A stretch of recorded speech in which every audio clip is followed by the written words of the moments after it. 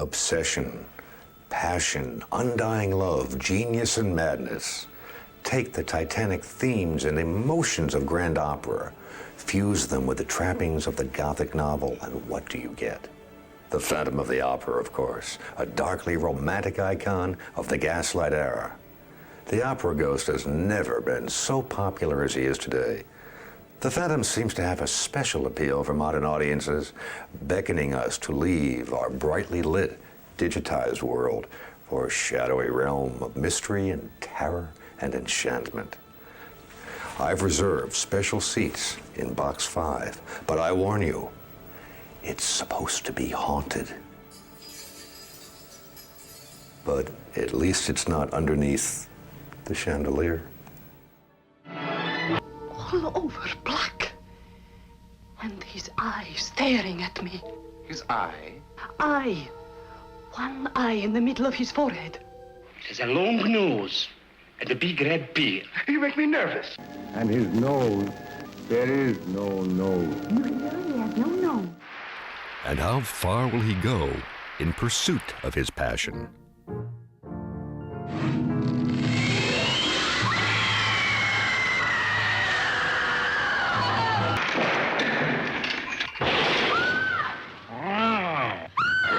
If one theme recurs in the canon of Universal Studios horror, it is certainly the timeless legend of Beauty and the Beast. But nowhere has the classic fairy tale been more masterfully elaborated upon than in Universal's The Phantom of the Opera, first made in 1925 with Lon Chaney, and remade once again in 1962 with Herbert Lom as the disfigured music master, whose story has become one of the most popular romantic narratives of the 20th century. The thing about The Phantom of the Opera is the romantic quality that it has. Well, the appeal certainly of The Phantom of the Opera is one of those perennial things where you have a character who also has a tragic element. It's so intriguing and mysterious, the mystery of it all. It fascinates people. I think the thing that sticks in everybody's mind is the removal of the mask.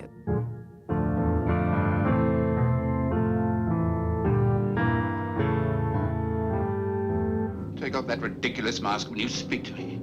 Do you hear me? Take it off!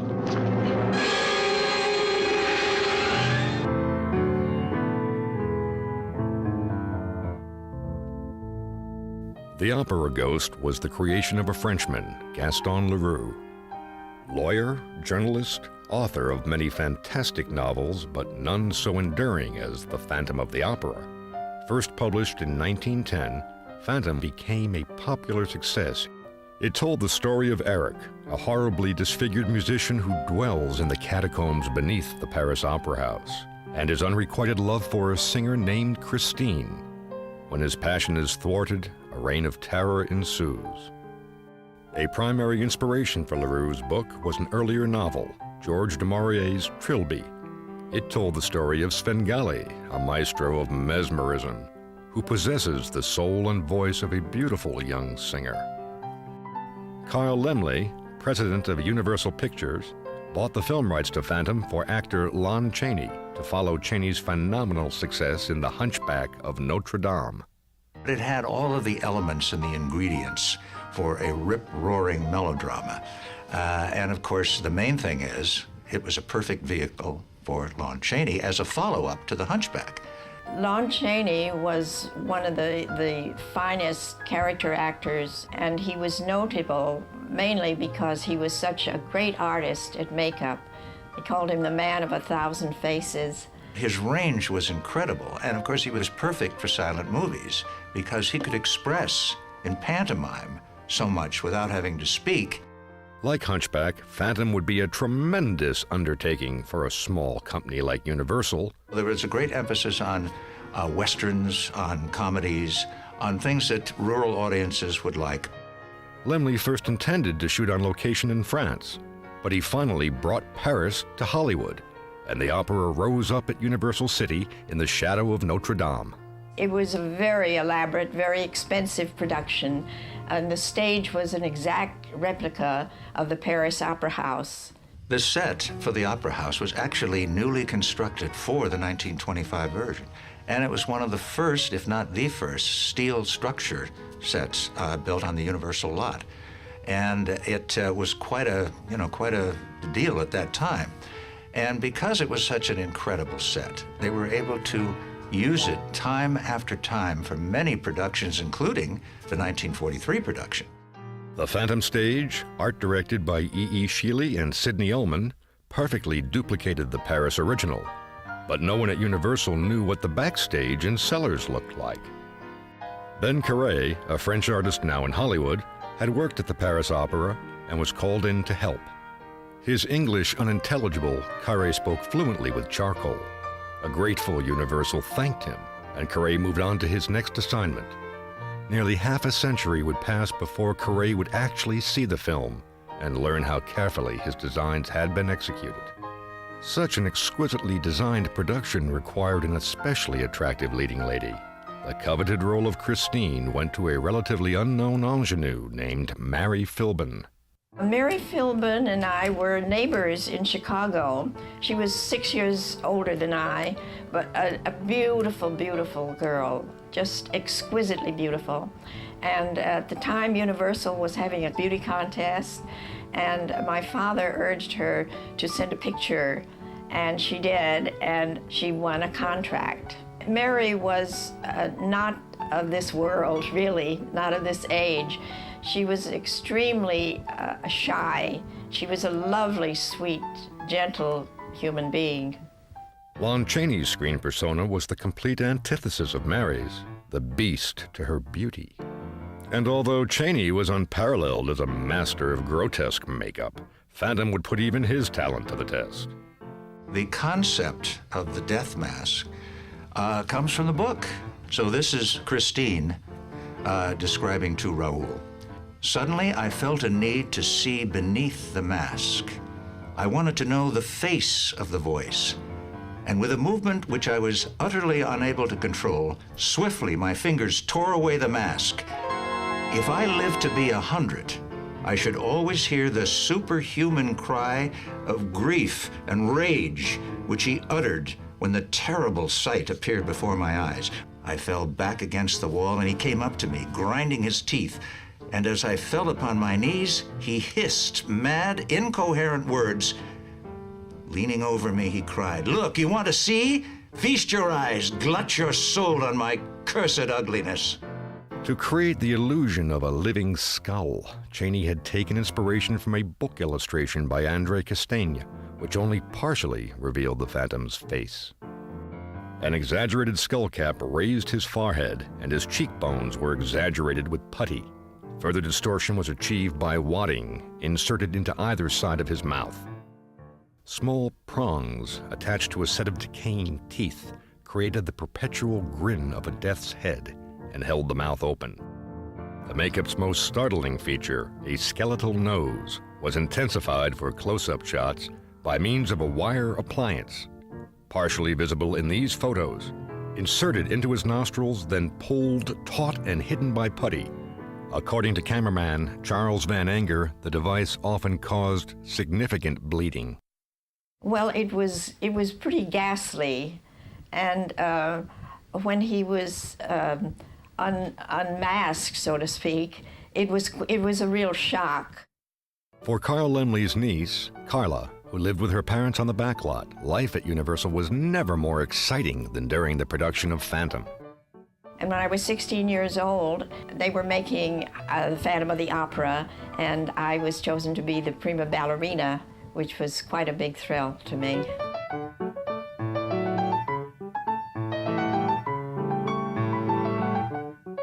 Phantom's director, Rupert Julian, was also thrilled. After 10 routine years as an actor and director with Universal, the former Percival T. Hayes, son of a New Zealand pub owner, had landed in Clover. Having replaced Erich von Stroheim on Merry Go Round, which had also starred Mary Philbin and Phantom leading man Norman Carey, Julian was now the studio's star director, dignified, sartorial, With an impeccable waxed mustache, he was very, very strict, and also very mediocre. Almost immediately, Rupert alienated crew and cast alike. Phantom cameraman Charles Van Enger personally recounted the details to film historian Rudy Belmer in 1962. The eyes went heavenward, and he said that Rupert Julian and Lon Chaney, after the film had started production, did not get along at all. And in fact, it got to a point where Mr. Van Enger was the kind of go-between, and that the two of them didn't speak. With Van Enger the messenger boy, Chaney sent word to tell Rupert to go to hell. Van Enger cautioned Julian to beware lest an arc lamp accidentally drop from the rafters. Norman Carey, on horseback one day, became so angry at Julian that he charged the director's platform, riding down the cameras. Julian's wife, Elsie Jane Wilson, punctured his pomposity constantly, endearing her to the crew and smoothing production considerably. If the behind-the-scenes battles were colorful, so was the film itself. The new two-color Technicolor process was used for scenes of spectacle and pageantry. With over $500,000 spent and the New York opening set for February 1925, a January preview was a disaster. Laemmle fired his general manager. Rupert Julian walked out. Director Edward Sedgwick, a Western specialist, reshot 60% of the film. Action and comedy would save the day. Norman Carey now had Ward Crane as a Russian count to duel with for Mary Philbin's affections, and comedian Chester Conklin to duel wits with. In April, San Francisco got an eyeful. Gales of laughter greeted the movie. The story drags to the point of nausea, said one critic. The picture was pulled. Laemmle fired the new general manager and entrusted Phantom's salvation to a woman, director Lois Weber. She supervised the cut and paste of all Phantom footage. In the preview version, Eric's soul had been redeemed by Christine's kiss, and he died literally of a broken heart.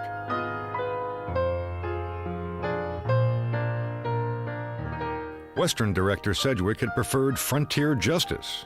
Lois Weber cut to the chase.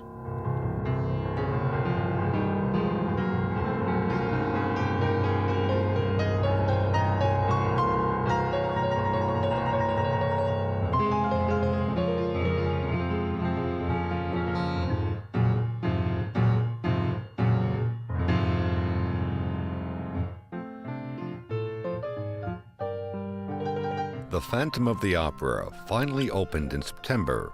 Final cost, $632,000. It was a sensation, grossing more than $2 million. It was one of the last hurrahs of the silent cinema. Then in 1927, everything changed. Movies had found their voice. Universal was so delighted with the reception of The Phantom of the Opera that they naturally, when sound came in, one of the thoughts was, let's do it again with sound. The return of the Phantom was announced. All talking, all singing, all Technicolor, but no Chaney. The man of 1,000 faces resisted becoming the man of 1,000 voices. When Lon Chaney did speak, it would be for Louis B. Mayer, not Carl Laemmle. Universal's talking Phantom required some technical sleight of hand. Universal retrofit the original Phantom in sound. Prohibited by contract from dubbing Chaney's voice, Universal simply wrote his dialogue in the third person, as if delivered by an emissary, and looped it only over shots of his shadow, avoiding mouth synchronization. Don't be afraid. No harm shall come to you, Christine. The master is waiting. Walk to the mirror. Have no fear. 40% of the film was reshot in synchronous sound. Trade papers called the results breath-talking. But the microphone rang down the curtain on the careers of both Mary Philbin and Norman Carey. You know, I wonder what prompted them to give you this chance. Why, my voice, naturally. The new opera inserts were weekly staged by director Ernst Laemmle, filmed by locked-off cameras.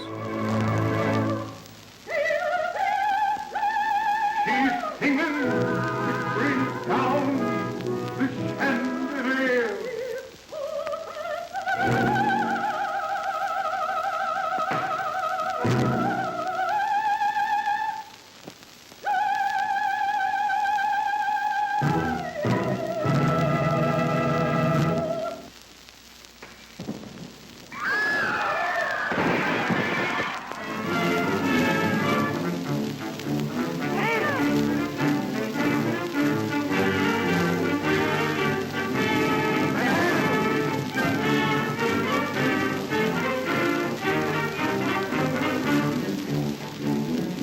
The Technicolor sequence made a return engagement.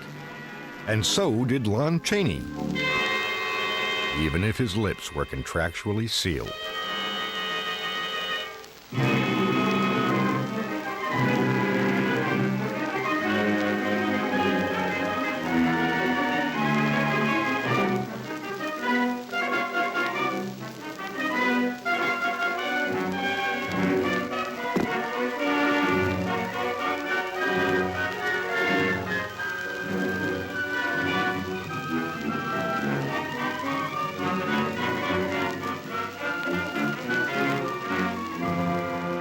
Remade and reborn at an additional cost of $113,000, the new Phantom of the Opera grossed $419,000 worldwide.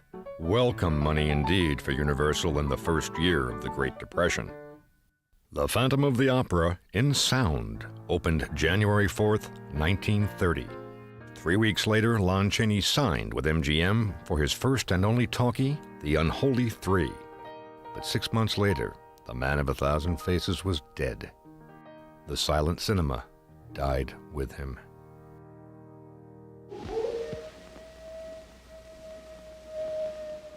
Universal soon established itself as Hollywood's leading house of talking horror.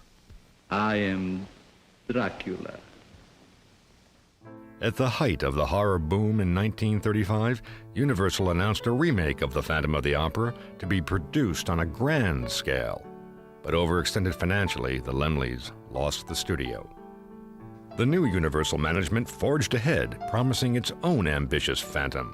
Martha Eggerth, the Hungarian Nightingale, was announced as Christine, and Cesar Romero as Raoul. Psychologically wounded in World War I, the new Phantom was a shell-shocked music master in contemporary Paris, whose mental derangement made him imagine his disfigurement. Would he be played by Karloff the Uncanny, or the great opera star Fyodor Shalyapin? 1936 economy measures at the new Universal, coupled with the British embargo on horror films, banished this Phantom. 20th Century Fox seized the moment and cast Boris Karloff as a masked Mephisto in Charlie Chan at the Opera. But like all good Universal monsters, the Phantom was only resting, waiting for new life to come. By 1939, a son was born to the House of Frankenstein, along with a daughter, teenage songbird Deanna Durbin, whose box office appeal was also of monstrous proportions. She was the star of the studio. The studio had recovered, from going down financially because of Deanna's first picture, Three Smart Girls. In 1941, the Phantom was to be reborn, remade, rejuvenated once again, even if he must play second fiddle to Deanna. Charles Laughton, acclaimed for his portrayal of Quasimodo in the 1939 remake of The Hunchback of Notre Dame, had just played Durbin's surrogate father in It Started with Eve for director Henry Koster. Why not, thought Koster, reunite them and make Eric and Christine father and daughter? Koster told the press that his Technicolor movie would present the backstage opera in tones of gray and brown, and then the splash of bright red blood. Durbin saw red too and rejected the script. As 1941 ended, Universal's family included the immensely popular comedy team of Abbott and Costello. Their director, Arthur Lubin, moved to the A roster. No stranger to horror, Lubin could scare up a Phantom on time and on budget. And his producer, George Wagner, knew something about horror, having produced The Wolfman and other chillers. Mr. Wagner was a complex man. He was a cowboy, basically. Big, impressive person with steely blue-gray eyes, and with a lot of love of music and things inside him. And it was a great opportunity for him to do Phantom. He loved music, like most of the producers at Universal somehow had something to do with music. Either it was their hobby, or it had been their profession, or it still was their profession. Wagner also knew about the son of 1,000 Faces, Lon Chaney Jr., who lobbied to reprise his father's greatest role. Chaney was never seriously considered, but the equally unlikely contract player Broderick Crawford was. Suggestions that budget Bobby Soxer Grace McDonald portray Christine were quickly gagged. Phantom was now a $1 million movie, needing a $1 million star. Universal's Invisible Man, Claude Rains, was between contracts at Warner Brothers. In Hollywood, Rains always projected urbane sophistication, but it was an image hard-earned. I am always in awe of how terribly elegant he was. He was one of 12 children. All but 2 died from poverty-related illnesses in London. This was not an elegant upbringing. He had a very strong Cockney accent, which I couldn't understand when he spoke with it. He also had a couple of speech impediments. He couldn't say R's. His name was William Rains, so he called himself Willie Wains.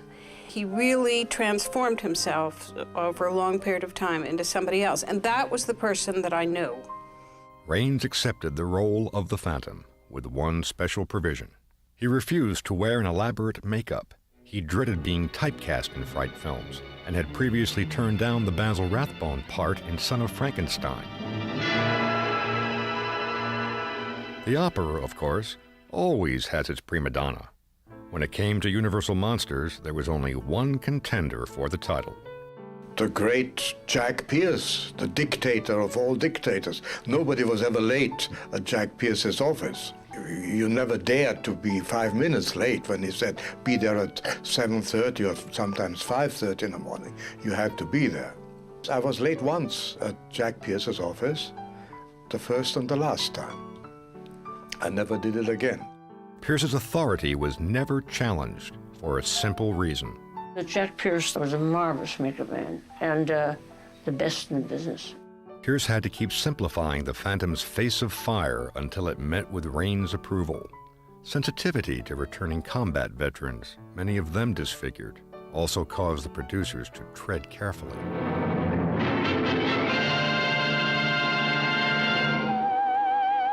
As late as December 1942, Universal's junior songbird Gloria Jean seemed to have the part. But when pre-recording started before Christmas, the role of Christine was being played by Susanna Foster, a 17-year-old singing prodigy from the Midwest. Susanna had grown up in awe of Hollywood singer Jeanette MacDonald. She rivaled her idol in beauty and star presence. Christine, you're going to be a great and famous singer. The kind of a star Susie Foster is somebody that you feel is absolutely sincere in what she does. Lubin had the challenge of his first Technicolor production. The Technicolor process, as it was, the 3-strip process in those days, involved a special camera which had 3 strips of film in register, 2 in bipack and 1 at right angles, and a beam splitter. So that what you had, you were recording each of the primary colors. That you used a tremendous amount of light to be able to really get a good exposure on these 3 films that ran through the camera. The lighting, it was very hot on the set, and we had to wear heavy makeup. You have a Technicolor advisor. You have the Technicolor Natalie Kalmus, who came with the package, and she was advising on color, lighting, on fabrics, on sets, and she was generally regarded as a bit of a pain. Natalie Kalmus was the head of the company, and was always, every day she was on the set. The directors of photography were W. Howard Green of Technicolor and Oscar winner Hal Moore, familiar with the Phantom stage since the late silent days. Working with Hal Moore was an experience because he was with you when he was behind the camera. He was one of the great, maybe the greatest cameraman at that time. The incredibly mobile Broadway crane, which Moore had co-developed, provided remarkable views of the auditorium. Well, the color was so beautiful.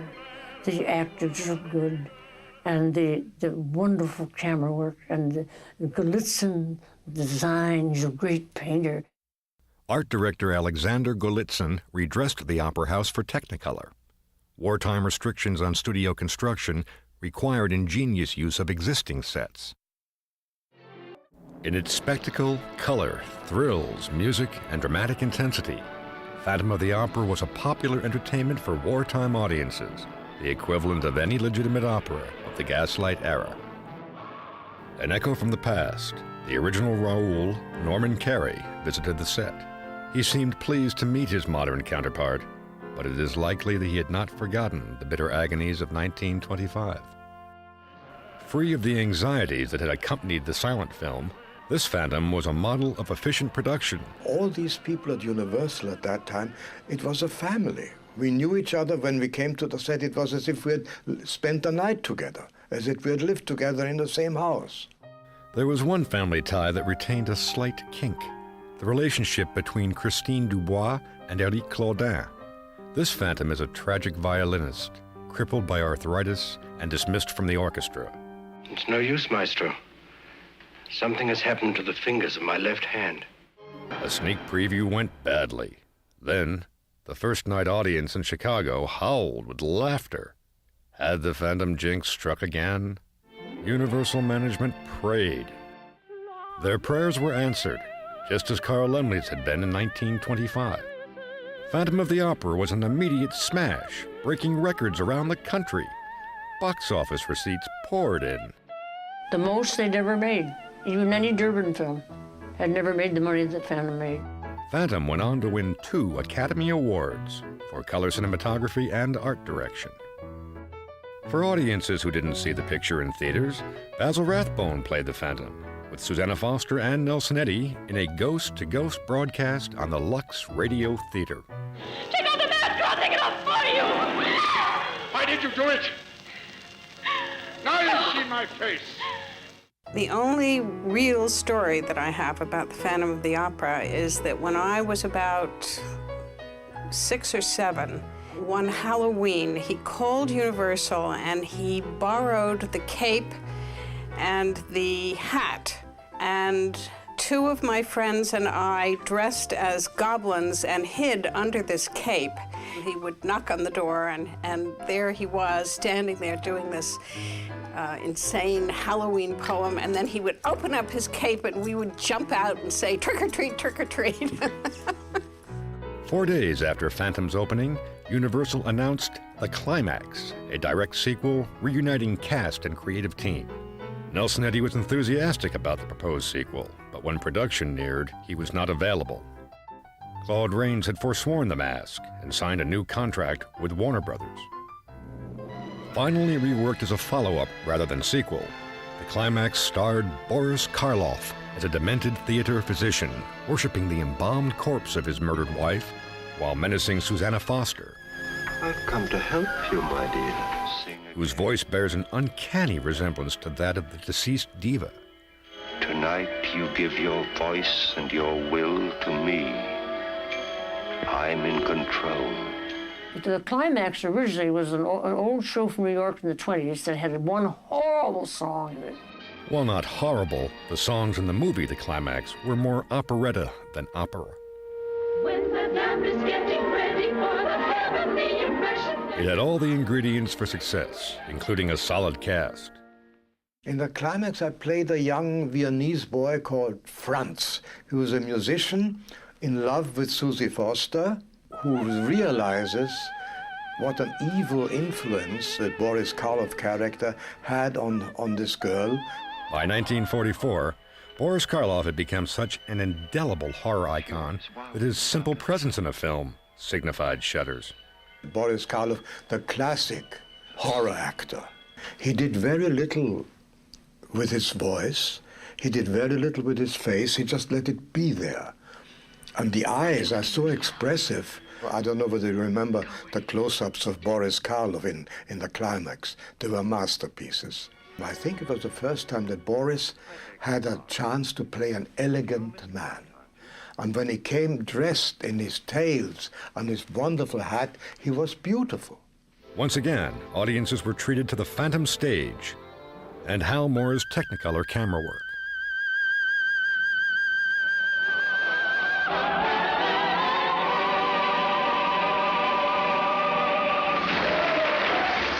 But Universal's hope to repeat Phantom's success went up in flames. Climax didn't have the name Phantom of the Opera. With that name alone, you were safe. The Climax proved more of an anti-climax at the box office. Following World War II, the Phantom lurked quietly at Universal, unmasked again for a cameo in William Castle's 1951 Hollywood Story. In 1955, another Phantom script was prepared, again set in the Gaslight era. But the new face of fear at Universal International was the creature from the Black Lagoon and other modern horrors of the fabulous 50s. Lon Chaney now was the stuff of old-fashioned melodrama, which the film story of his life became. Damn you! Damn you! Damn you! Man of a Thousand Faces was a sanitized retelling of Chaney's own Hollywood story. They love him, don't they? The authorized version of a very private life, which some felt dropped the curtain on the true backstage drama. The son of deaf mutes, Lon Chaney was sensitively portrayed by James Cagney. The film explained Chaney's craft and fame, but weak facsimiles of Chaney's triumphs failed to convey his power of accomplishment.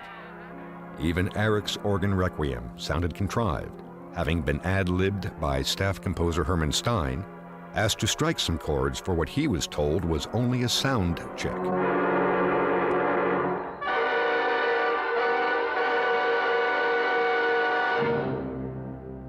Chaney's soul remained a private mystery. Do you have to pray like that? I wouldn't know how to mean it any other way. Cut! Even a bargain basement unmasking generated excitement and inspired a new Phantom. The never-produced 1957 script confronted the ghosts of World War II. The Phantom, a dancer named Carlo Volpirno, scarred by Mussolini's fascists. The spirit of Lon Chaney lived on at Universal. There's a great new joke going around school. Don't step on that spider. It might be Lon Chaney.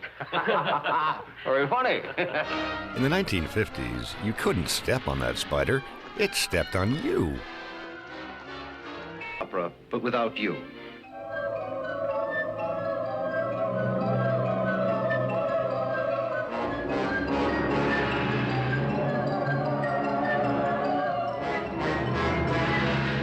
But Box 5 remained a problem.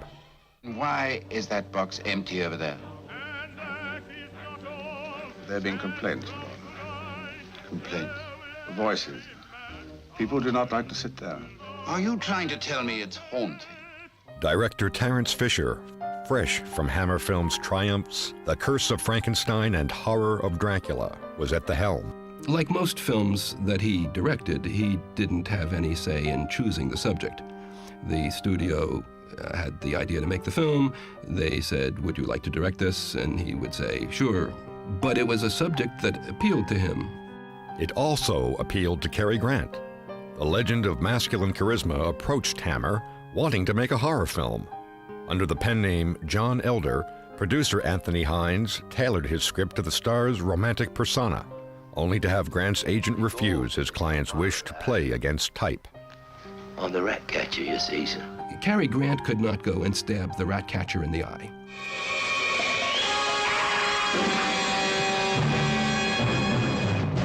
Hammer's script takes most of the menace away from the Phantom. It shifts murders from him to other people.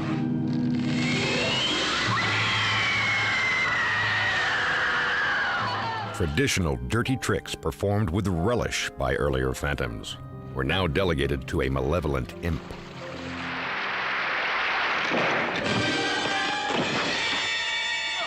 Topsy-turvy, the Phantom unmasks himself and is a victim of his character's own traditions.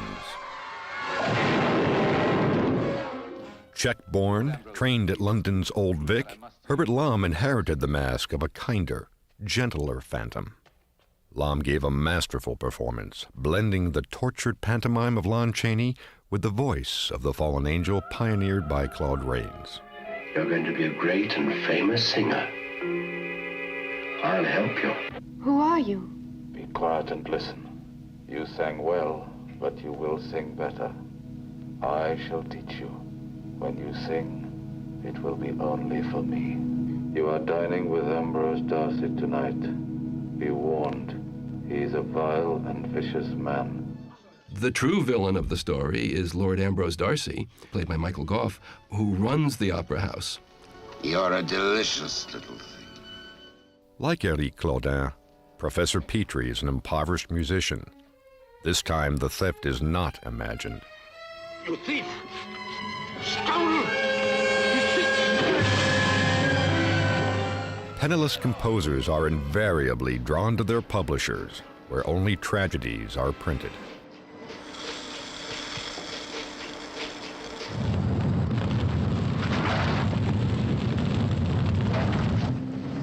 The spiritual subtext of Gaston Leroux's tale was never more boldly enunciated, as this composer of divine music finds hell, not heaven, on earth. What the devil? Good evening, Lord Ambrose. As death approaches, the fallen angel aspires to the firmament. I'm dying already. But before I go, I implore you, allow me to finish one thing.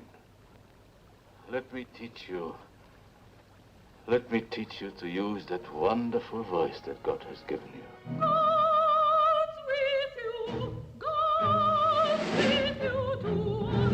Professor Petrie's masterwork chronicles the martyrdom of Joan of Arc, persecuted by church authorities because she claims to hear the voice of God. And renounce these voices you hear, declare yourself a heretic. Frightened. Christine also hears a voice that warns her of evil. There are forces of evil at large in the opera tonight. Leave the girl and go while you may. A voice whose only desire is to present her a divine gift.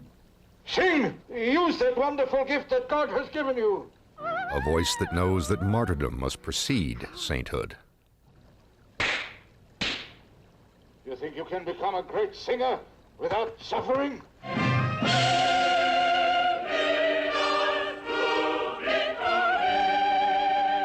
Heather Sears' tender performance was enhanced by soprano Pat Clark's accomplished dubbing.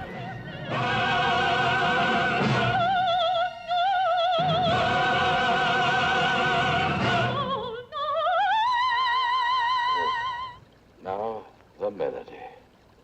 You begin very quietly.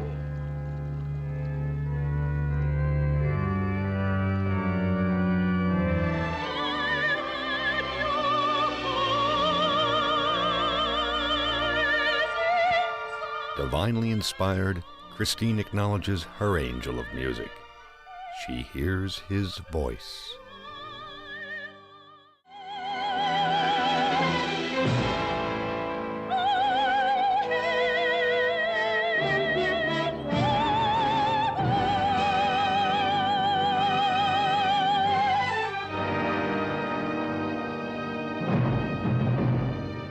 The Phantom of the Opera was one of Terence Fisher's most polished films.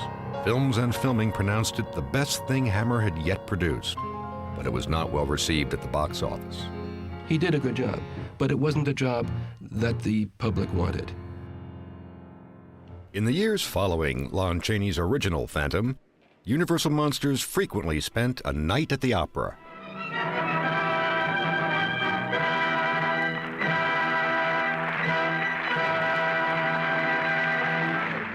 The Phantom stage has been in active use for the last 75 years.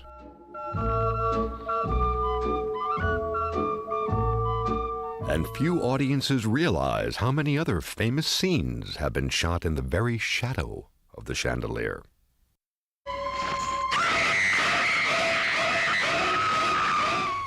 You should have seen the blood. How many thoroughly modern phantoms have held a season pass to Box 5?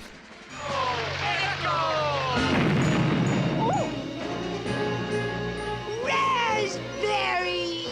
My God, it's muzzy. But audiences give few raspberries to the Phantom.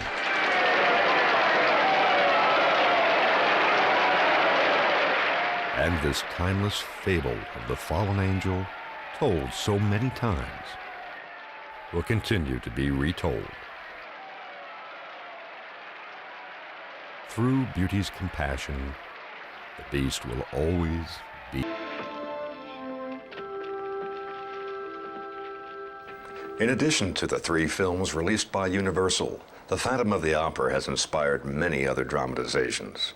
The Andrew Lloyd Webber musical is the most celebrated, not to mention the most successful stage attraction in theater history. Given the story's incomparable track record, there will no doubt be more films and plays and musicals to come. No matter how you look at it, there's a Phantom in your future. For more information on The Phantom of the Opera, I hope you'll join me for a feature-length audio commentary, which you can access from the main menu. On behalf of the Opera Ghost, this is Scott MacQueen.